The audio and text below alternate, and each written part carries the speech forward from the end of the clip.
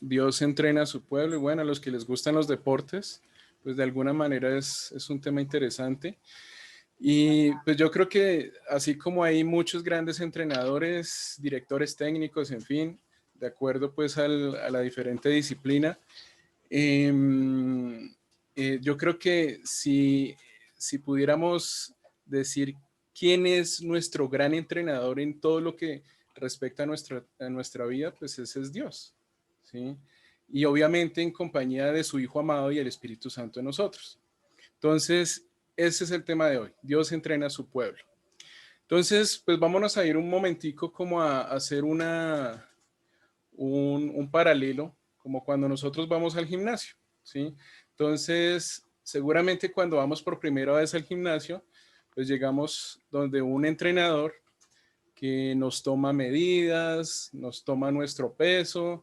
Hay algunos en algunos lugares donde quizás van un poco más allá. Y bueno, y hacen todo el análisis, todo el estudio debido. Y después de hacer como ya un diagnóstico y demás, ya nos pasan es una planilla, ¿sí? Con una serie de ejercicios o un plan de ejercicios, pero lo que en realidad es un plan de entrenamiento, ¿sí? Entonces, eso es lo que vamos a ver hoy. ¿Cuál es el plan de entrenamiento que Dios tiene para nosotros? Entonces, nuestro Dios Todopoderoso, que hoy vamos a comenzar a repasar y a ver los nombres de Dios y sus atributos también. Y Dios Todopoderoso viene del hebreo Yahweh Shaddai, ¿sí? Shaddai, ¿sí? Que es todopoderoso o también omnipotente. Entonces Dios Todopoderoso también tiene un plan de entrenamiento para nosotros. Y vimos un poco al final de la reunión anterior un texto muy bonito, muy especial, que yo quiero, Mayuri, que por favor lo leas. Éxodo 6, del 6 al 7. Por tanto, dirás a los hijos de Israel, yo soy Jehová, y yo os sacaré de debajo de de las tareas pesadas de Egipto, y os libraré de su servidumbre, y os redimiré con brazo extendido y con juicios grandes, y os tomaré por mi pueblo, y será vuestro Dios, y vosotros sabréis que yo soy Jehová vuestro Dios, que os sacó de debajo de las tareas pesadas de Egipto. Amén. Y ese es el plan de entrenamiento que Dios tiene para nosotros. Ese es el mismo plan de entrenamiento que les dio a los israelitas. Entonces quiero que detallemos esas palabras que están subrayadas. La vez pasada también las habíamos subrayado y hablamos un poquito de ellas, pero hoy vamos a profundizar en ello. Entonces, la primera palabra es yo soy Jehová y yo sacaré, yo los voy a sacar, ¿sí? Entonces el Señor nos saca del mal camino en el cual hemos estado, ¿sí? No solo el camino, sino también de nuestras malas conductas, de nuestras creencias erradas, de nuestras malas decisiones. Él quiere que regresemos a Él, que volteemos nuestros ojos, nuestro rostro a Él. Entonces, por eso yo quiero, Mayuri, que leas el siguiente texto, número 6, 24 al 26. Que el Señor te bendiga y te proteja. Que el Señor sonría sobre ti y sea compasivo contigo. Que el Señor te muestre su favor y te dé su paz. Amén. Ese es un texto muy bonito, muy especial. Es más, creo que aquí atrás yo lo tengo en una plaquita. También es un texto que está en una canción que últimamente ha sonado mucho, que es La Bendición. Y de verdad es un texto que nosotros debemos declarar y decretar sobre nuestra casa, sobre nuestra familia, todo el tiempo, constantemente. En el primer libro de Crónicas también dice, buscad a Jehová y su poder, buscad su rostro continuamente, buscad su rostro. Y eso es buscarlo a Él, estar ante su presencia. Mayuri ahora hablaba sobre el Salmo 91. ¿Y cómo inicia Mayuri? El Señor te bendiga y te... Ah, ¿en cuál? En el El Salmo. Salmo 91, el primer versículo. El que habita al abrigo del Altísimo. El que habita el abrigo de Dios morará bajo su... Ujú. Exacto. Entonces, miren, aquí hay en ese texto, el que habita el abrigo del Altísimo, morará bajo la sombra del Omnipotente. Dios omnipotente. Entonces, el que habita al abrigo del Altísimo es el que va a buscarlo, el que busca su rostro, el que quiere estar ante su presencia. Y cuando nosotros hacemos eso, estamos ante su presencia, seguramente vamos a tener el favor de Dios omnipotente, el que todo lo puede, de Dios, de Yahweh Shaddai, como lo veíamos ahora, el Dios todopoderoso. Entonces, el Dios todopoderoso nos libra de las cadenas, de toda atadura, de toda esclavitud, de los malos hábitos, nos libra también de las consecuencias de nuestras malas acciones y decisiones. Y como lo vimos en algunas reuniones anteriores, Él nos hace nuevas criaturas. Entonces yo quiero, Mayuri, que por favor veamos el siguiente texto. Tito 2:14. Quien se dio a sí mismo. Creo que te adelantaste. Número 6. Ay, se me pasó entonces. Entonces yo te lo leo acá, porque no sé qué pasó ahí. Es segunda, no sé si después de ese le pasa esa, sí, entonces debe ser que se trocó. Lee ese. Dice, en 2 Corintios 5:17, y este sería bueno que nos lo aprendamos. De modo que si alguno está en Cristo, nueva criatura es. Las cosas viejas pasaron y aquí todas son hechas nuevas. Amén. Segunda de Corintios 5:17. Y en la nueva versión internacional dice, por lo tanto, si alguno está en Cristo, es una nueva creación, lo viejo ha pasado, ha llegado ya lo nuevo. Y creo que en Nueva Traducción Viviente dice, lo nuevo ha empezado, lo nuevo ha comenzado, una nueva vida ha comenzado. Entonces, bueno, ya vimos el primer punto, que es Él nos saca, ¿sí? Y el segundo, Él nos libra, ¿sí? Él nos libra de las cadenas, de las ataduras. Y ahora vamos al tercer punto, Él nos redime. Él paga el precio por nosotros. Es un acto de redención que hace el Señor por nosotros. Y eso es lo que está haciendo aquí con el pueblo israelita en el Antiguo Testamento. Entonces sucede que en esta historia, ¿qué es lo que está sucediendo aquí con el pueblo israelita? Los está redimiendo, los está librando, no solo de la opresión que tenían los egipcios sobre ellos, sino también de una serie de ataduras, de una serie de cadenas a las que estaban sujetos, ¿sí? Y por lo tanto, ellos necesitaban a alguien que los librara, alguien que pagara el precio por ellos. Necesitaban un acto de redención, alguien que pagara su precio. Entonces vamos ahora sí a ese Tito 2:14. Quien se dio a sí mismo por nosotros para redimirnos de toda iniquidad y purificar para sí un pueblo propio, celoso de buenas obras. Amén. Entonces, lo voy a leer también en Nueva Traducción Viviente.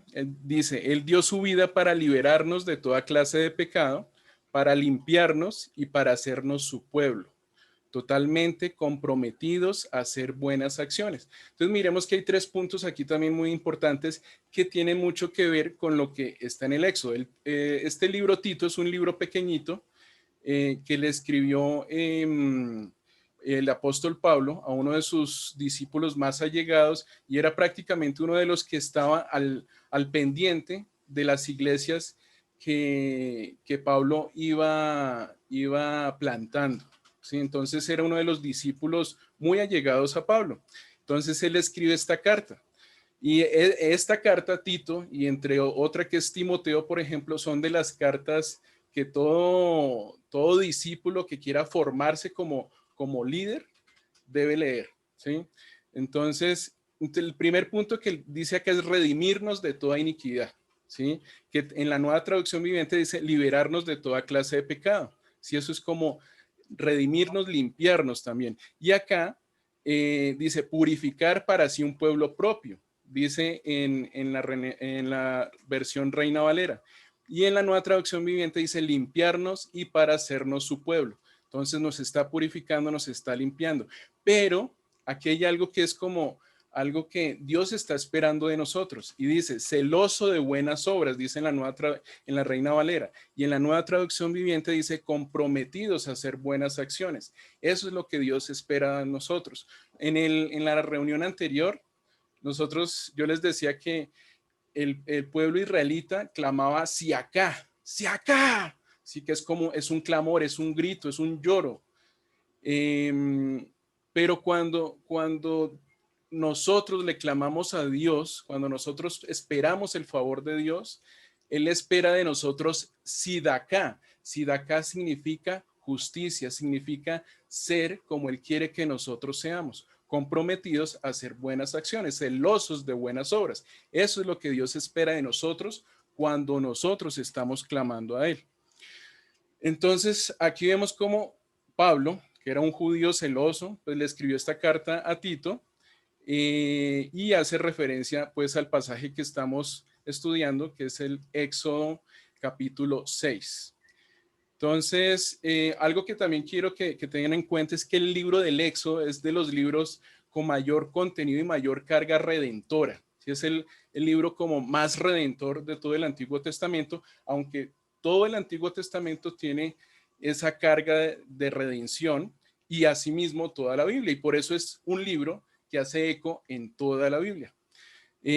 Además, la palabra de Dios, ¿sí? Que es, o sea, la Biblia es la palabra de Dios escrita y su mayor atributo, ¿sí? Tanto en el Antiguo Testamento como toda la Biblia, es que es un atributo, tiene un atributo de redención.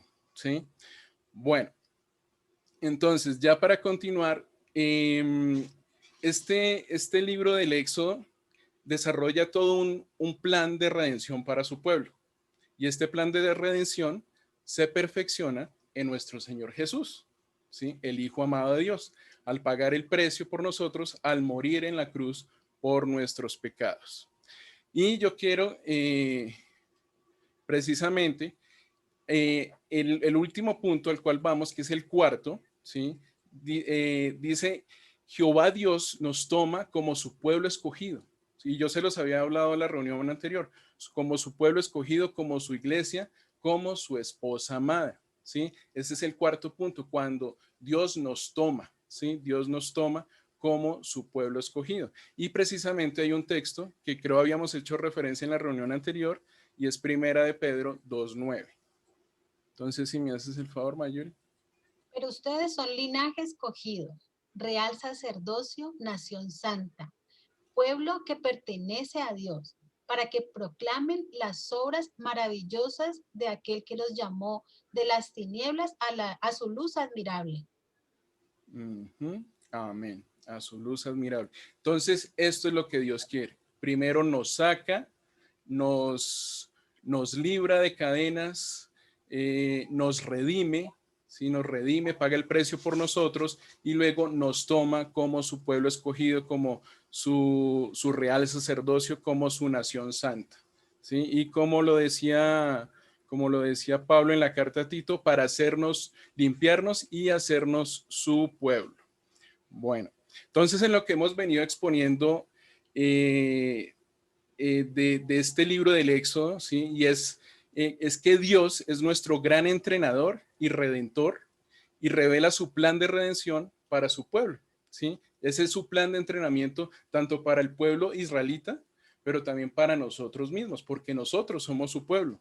Entonces, este es el plan para sacar al pueblo israelita de Egipto, pero también es un plan de entrenamiento para hacernos como el pueblo que Dios quiere, a su imagen y semejanza. Por eso el tema el título de la reunión anterior era hacernos a su imagen y semejanza. Bueno, entonces de aquí hay muchas cosas que suceden entre este capítulo 6 del libro de Éxodo.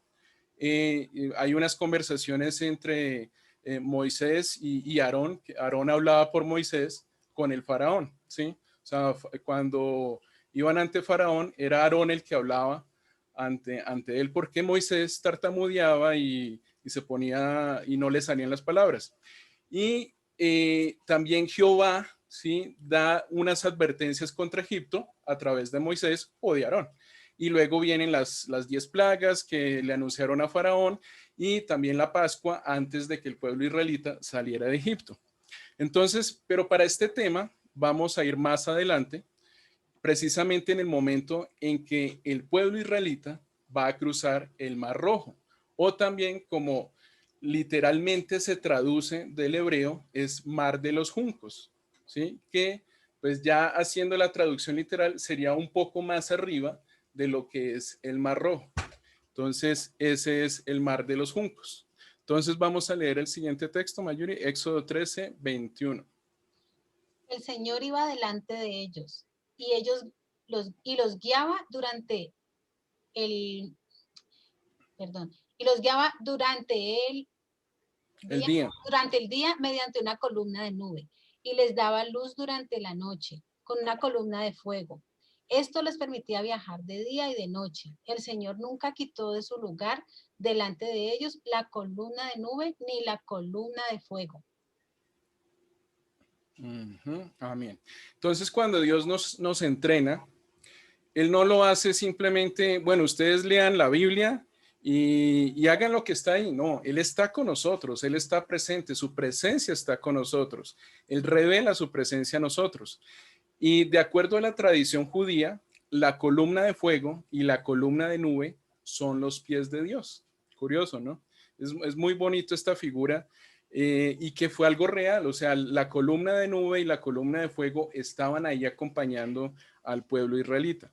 Precisamente Juan, el apóstol Juan, que fue uno de los que escribió uno de los evangelios y también algunas cartas a las iglesias, y también escribió el Apocalipsis. Y él creció dentro de esa tradición judía. Y él dice algo al respecto en el Apocalipsis y dice así. Entonces, ¿lo lees? ¿Me haces el favor, Mayuri? En la mano tenía un rollo pequeño. Él había sido abierto. Se paró con el pie derecho sobre el mar y el pie izquierdo sobre la tierra.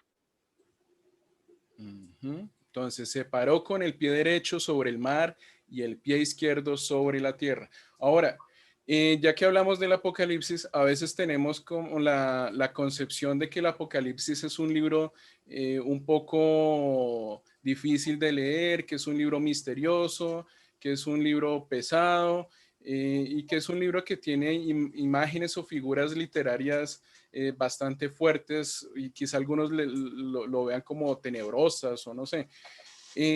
Pero es un libro muy bonito. Es más, en el capítulo 21 prácticamente se habla de los nuevos cielos y la nueva tierra, ¿sí? Que es cuando prácticamente la tierra vuelve a ser el paraíso que Dios creó, ¿sí? Entonces, sería muy bonito que también empezáramos a leer el Apocalipsis.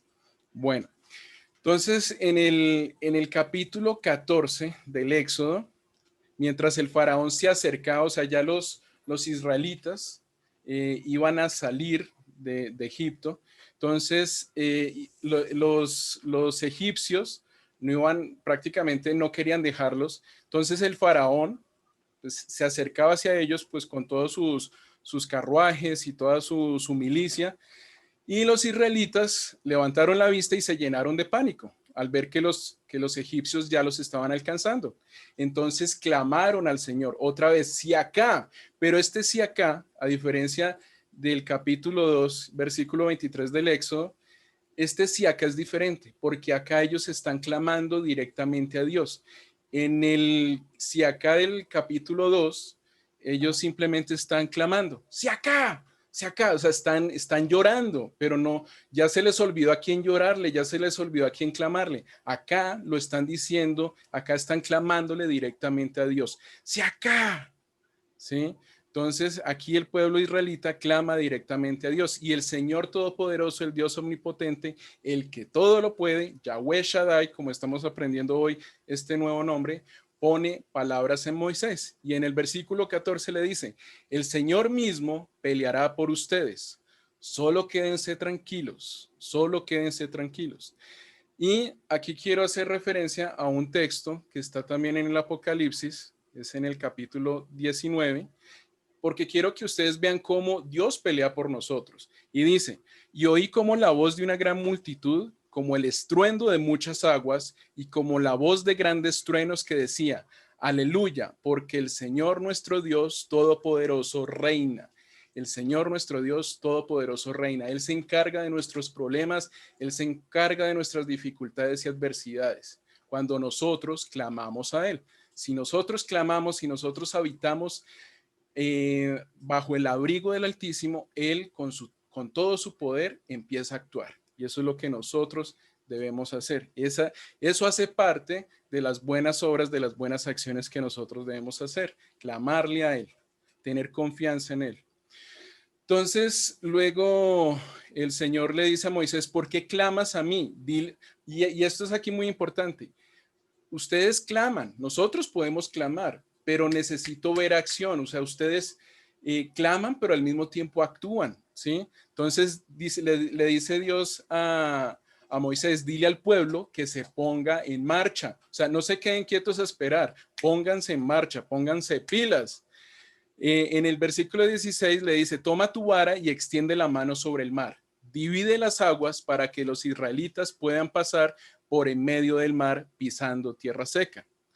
La grandeza de mi gloria se manifestará por medio del faraón y de su ejército, sus carros de guerra y sus conductores. Cuando mi gloria se exhiba por medio de ellos, todo Egipto verá mi gloria y sabrán que yo soy el Señor. Por eso cuando nosotros tenemos un problema, clamémosle al Señor. Él seguramente va a interceder, pero nosotros también tenemos que actuar. Él quiere que nosotros tengamos confianza en Él. Confiar en el Señor es ir al Señor desarmados, ¿sí?